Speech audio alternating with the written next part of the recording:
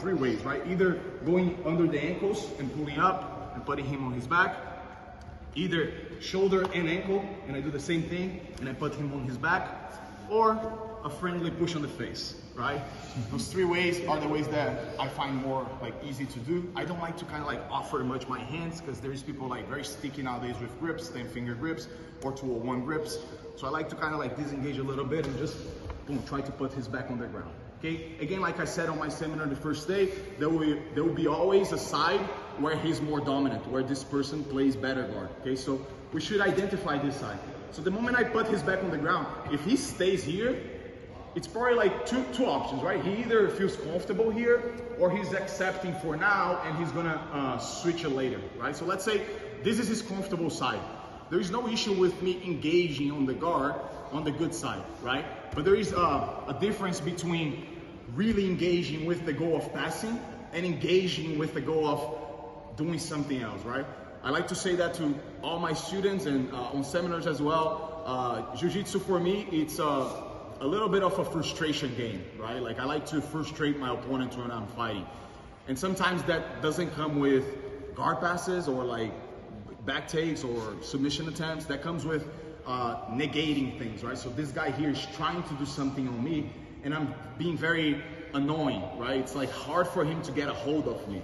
So that will frustrate him over time. They'll reach a moment that this guy will be like, huh, I can't do anything. And that's when I start working a little bit. Not in a stalling mode. I'm not stalling. I'm still putting pressure. I'm still well positioned. I'm still ready for it. If he messes up, I'm gonna pass, right? But usually I'm just with a good stance, with a good base, with the saddle that I spoke about it on my seminar on day one, okay?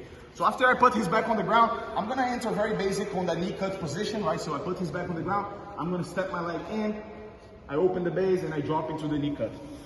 Okay, again, I'm gonna talk a little bit about my base here. What I like to do is, first thing, I always like to aim this foot, the outside leg, on the same line as my knee, right? I find that if I go too high, it gives access for him to underhook it and play like waiter guards, X guards, deep half guards, stuff like that. And if I'm too far, I feel like I don't have a good stance.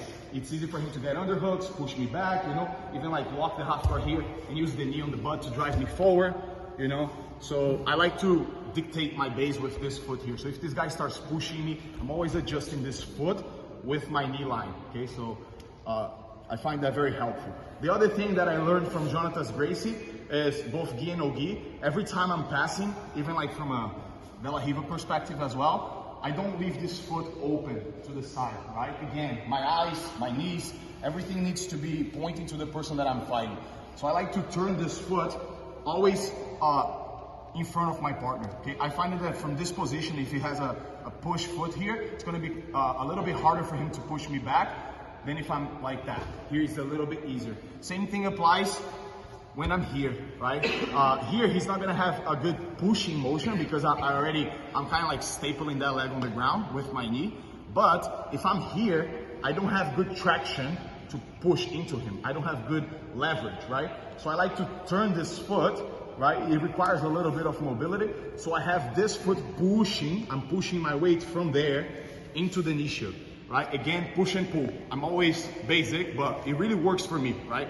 I'm always putting weight on this knee shield because it's very common, the reaction of pushing back, right? Especially like lower belts, blue, purple, brown. It's very common that this will happen. When it comes to high level competition, black belts that are very experienced, they already understand, majority of them, that if it's coming a push here, if they push against, it's probably the moment that I'm gonna beat the knee shield. So usually when you fight, like me, when I fight high level black belts, they kind of like are more relaxed with this knee shield. They don't push against it. But generally, I would say that still 90% of the time, you're gonna have a lot of success with this push and pull. So just practice this weight with your chest on the knee shield, okay? So a couple of things that I like to do here to kind of like have a good stance and feel well balanced here is, first I'm gonna use this hand. I like to say this to kids when I'm teaching kids, right? Like, who watched Spider-Man? Spider-Man, when he climbs on the walls, like there is this stuff that comes out of his fingers, right? Like little hooks, right? So I like to open my palm and I like to turn my fingers like this. And I want to imagine